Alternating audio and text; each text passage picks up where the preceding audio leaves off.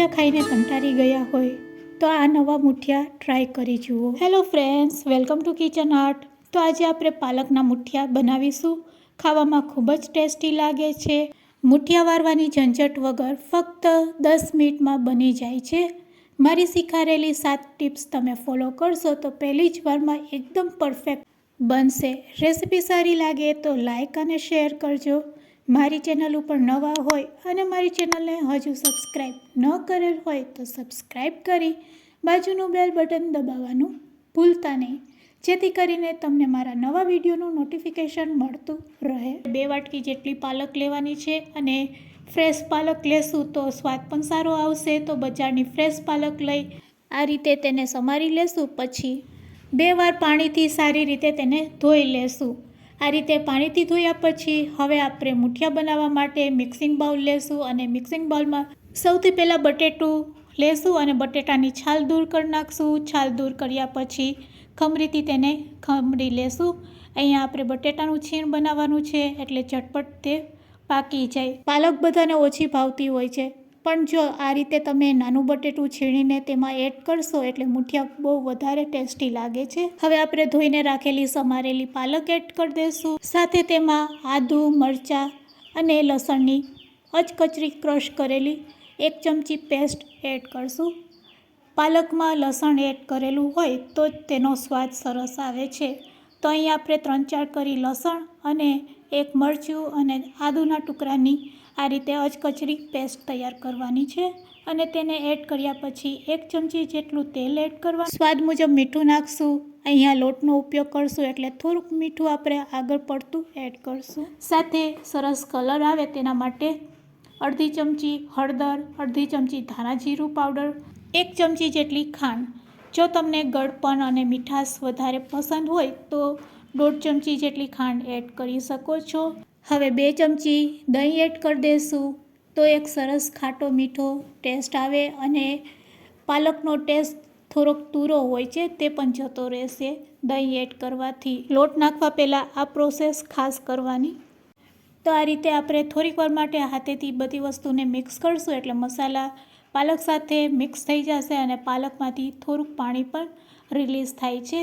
તો આ સ્ટેપ કર્યા પછી હવે આપણે લોટ એડ કરવાનો છે. તો જો તમારી પાસે કરકરો ઘઉંનો લોટ હોય તો તેનો ઉપયોગ કરવાનો છે. 1 વાટકી તેની સામે બાજરીનો લોટ એડ કરશું 1 વાટકી, સાથે અડધી વાટકી ચણાનો લોટ અને 2 ચમચી જેટલો ચોખાનો લોટ એડ કરવાનો છે. ચોખાનો લોટ ન હોય તો તેની જગ્યાએ 2 ચમચી તમારે રવો એડ કરી દેવાનો. તેનાથી પણ મુઠિયા સુપર ટેસ્ટી બને છે. પાણી એડ કરવા પહેલાં જ બધી વસ્તુને આપણે મિક્સ કરી લેશું. મસાલા સાથે મિક્સ કરવાથી મુઠિયા વધારે સોફ્ટ તૈયાર થાય છે. હવે પાણી આપણે થોડુંક એડ કરશું. આ મુઠિયાને આપણે વારવાના નથી એટલે થોડુંક પાણી આપણે વધારે એડ કરવાનું છે. પણ પાણી વધારે એડ ન થઈ જાય તેનું પણ ખાસ ધ્યાન રાખવાનું છે. એટલે હાથમાં જ થોડુંક પાણી લેવાનું છે અને આ રીતે આપણે મુઠિયાનો લોટ તો નહીં બાંધશું પણ થોડુંક બેટર જેવું તૈયાર કરીશું. હવે તેની થિકનેસ કેવી રાખવાની છે તે પણ હું તમને આગળ જણાવું છું. તો બસ આ રીતે આપણે બેટર બનાવવાનું છે અને 1 પિંચ જેટલી ખાવાની સોડા એડ કરશું જેથી મુઠિયા આપણા સરસ ફૂલશે અને જલ્દી પાકે છે. તેને પણ આપણે બેટર સાથે મિક્સ કરી લેશું.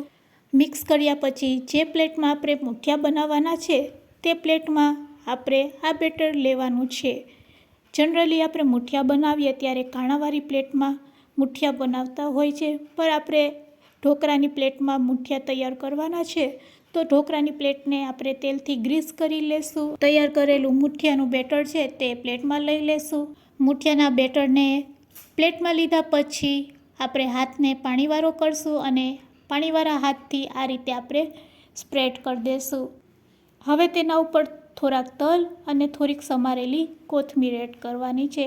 આ પ્રોસેસ કરતા હોય ત્યારે સ્ટીમરમાં આપણે પાણી પણ ગરમ કરવા માટે રાખી દેવાનું. પ્લેટ આપણી તૈયાર છે. સ્ટીમરમાં પાણી પણ ગરમ થઈ ગયું છે.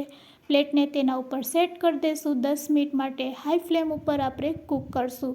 10થી 12 મિનિટ લાગે છે તેને બફાતા.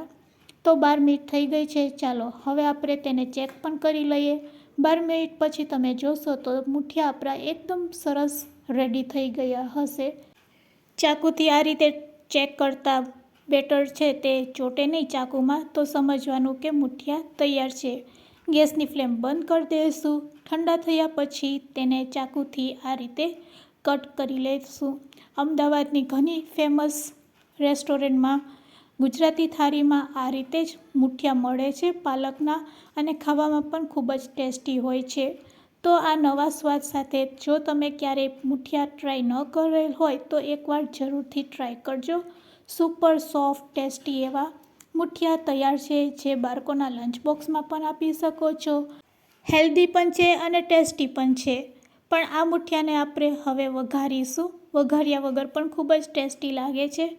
વઘારવા માટે પેન લેશું અને પેનમાં 1 ચમચી જેટલું તેલ ગરમ કરશું. તેલ ગરમ થાય એટલે સૌથી પહેલાં તેમાં અડધી ચમચી રાઈ સાથે ચપટી હિંગ નાખીને રાઈ ફૂટી જાય એટલે તેમાં મરચાંના ટુકડા આ રીતે કરેલા અને સાથે લીમડાના પાન એડ કરશું.